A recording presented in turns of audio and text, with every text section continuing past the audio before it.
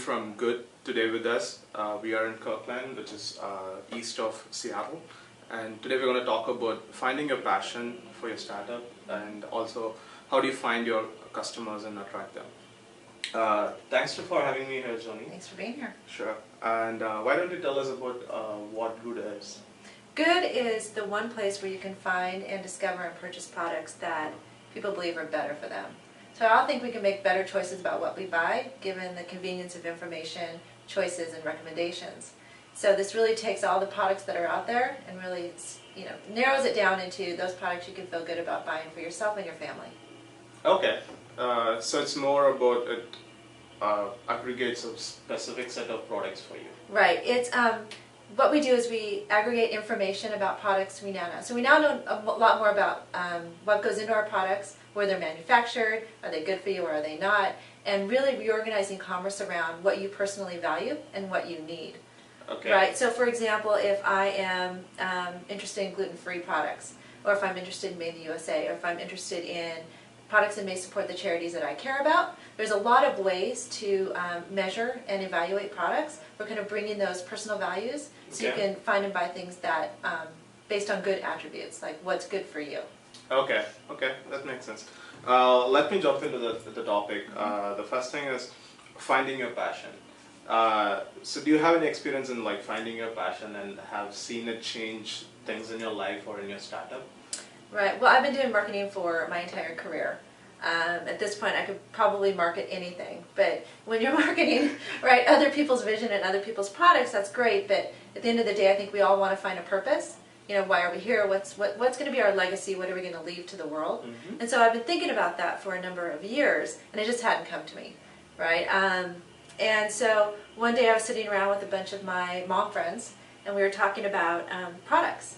And I found out each one of my friends has a different area that they're passionate about. Mm-hmm. And there's a lot of information that they had. So I have one friend who, just became gluten-free, and she knows every restaurant in Seattle that has a gluten-free menu. There's secret menus at these restaurants. Fabulous. I had no idea about gluten, had no idea what the issues were, but now I'm more aware. I have one friend who's a PhD in chemistry. She worked for Johnson & Johnson, so she knows ingredients in skincare products.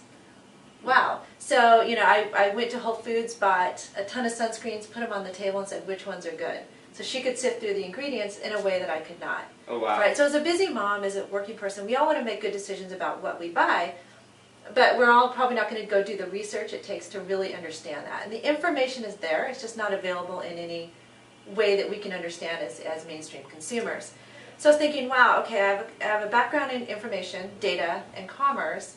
How can we get all this information together and change the market for products? So I realized, okay, I've got this background, I've got this passion because I'm a mom of 3 kids, to buy good things. Why not get all this information so other people like me can use it to make better choices about what we buy? So for me, finding my passion and the mark I leave on the world is I think I can change and help transform this market towards better products, right? In what I'm doing based on the background that I have. So that's my legacy, right? And so it's been great. It's been a great experience. You feel differently about doing it. It's your vision. You feel good about it. Others get inspired by what you do. Right. My kids are inspired by what I do. And I just feel like this is my way that I can leave my mark on my legacy for my kids and for Let me jump into the other topic, finding and attracting customers. So what are the different ways to do that? Well, I've been very lucky. So in all of the marketing that I've done, it's really been geared towards technology, right? It's this around Guud is, I think, around women and moms. And that's been a really, really interesting demographic for me because they're a really passionate group of people. And if you look at the mom blogger communities, the mom networks, even the mom, local communities, is they get really passionate, right? And it's a strong group, and they want to share what they know and what their recommendations are. Mm-hmm. So this has been new for me in terms of this demographic. I mean, I am a mom and a woman, but I find it hasn't been a hard value prop to say, here's your platform to empower you and your voice to share what you know and what you recommend and get other recommendations from moms. So I've created an ambassador program for good moms, right? So we're saying come and join and create your own profiles and create your own page of recommendations and get connected with others. That's been a very, very easy thing for us to do. So I think most of our growth will come organically. I mean, it's easy to buy users, right? It's not very expensive to buy users, but I think the biggest thing is how to engage them. And when you start with a very passionate group of people who want to be there, who believe in what you're doing, and who inspire others, then for us, that's going to be our greatest acquisition. Okay. You know, but some other things going into my marketing background is, okay, I've got this platform. I want these types of users. Who has them today? So I've been talking with the media platforms that target moms, the mom networks. So really, how do we get that right, that big group? So for us, you know, it's going to be organic growth through the moms who are very passionate. But there's a lot of them, and there's a lot of them who, you know, tell other people. So I think it's a very interesting demographic for Guud. Okay, so basically you try to engage the network or the customers you are targeting, and also not a good way to just go buy customers rather than keep them engaged so that they stay longer with your product. Okay, that makes sense.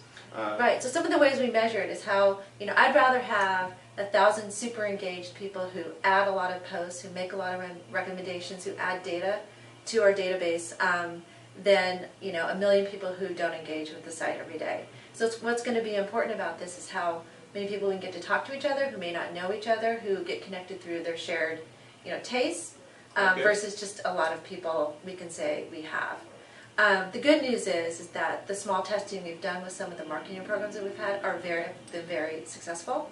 So it's just our way to scale the things that we found success with out to a broader number of moms. Okay, that's great. Like also maintaining metrics on how many people are really engaged rather than just the number of users. Right. Okay, I think that's a great tips for the startups who are trying to start now. So Johnny, what's your thoughts on women in the startup community? What would be your advice for them? Well, it's interesting. I've worked with mainly men over the course of my my career because of technology, and I've never really looked at it from a women's perspective. But I do have a better perspective now. I'm really thinking about what Guud is trying to do. There are a few companies that are really, when you're gearing towards women, really think about what women really want. So there's really no site out there for shopping around products that really target women.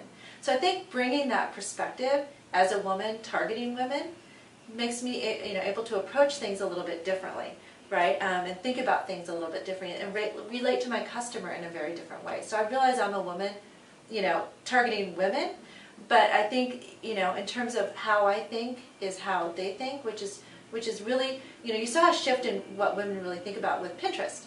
Right? Why was that so big? You know, a lot of feedback I've gotten is, I don't understand this Pinterest thing, you know, I'm a man. Well, right? Or the feedback I get is, my wife would love Guud, right? And I get that, right? And so there's not a lot of women investors, right? So I've attended a lot of events where it's like, hey, we're trying to get more women investing. And when I talk to, initially, just some of the friends I have in the investment community, is like, my wife would love this. I'm like, well, why doesn't your wife invest? Right, so I think there's a lot we can do, both from promoting women as entrepreneurs, just because it brings some diversity in terms of thought process. We think a little bit differently. We multitask a little bit differently, and I think it just brings a more wholeness to conversation and to, you know, commerce and to whatever you may be working on. As a mom, you know, it's difficult to juggle everything. And you know, I get up early and I get the kids off to school and I work really hard, you know, as a CEO. And then I take my kids to soccer and then I'm working until midnight, right? And so it's a balance. I think we all have balance in our life. I think women feel a little bit more, you know, needing to be that everyday part of their kids' lives, and I wouldn't give that up ever. But I do think, you know, in terms of being a woman and being one of very few, I'd love to meet more. That you know, it's been an interesting perspective, I think, in just how we've approached Guud and commerce, and really thinking about the woman first when we think about what they're looking for when they shop. Thanks again, Joni, for sharing your perspective on finding a passion, finding customers, and also your thoughts on women in the startup community. And thanks for having me again. Thank you.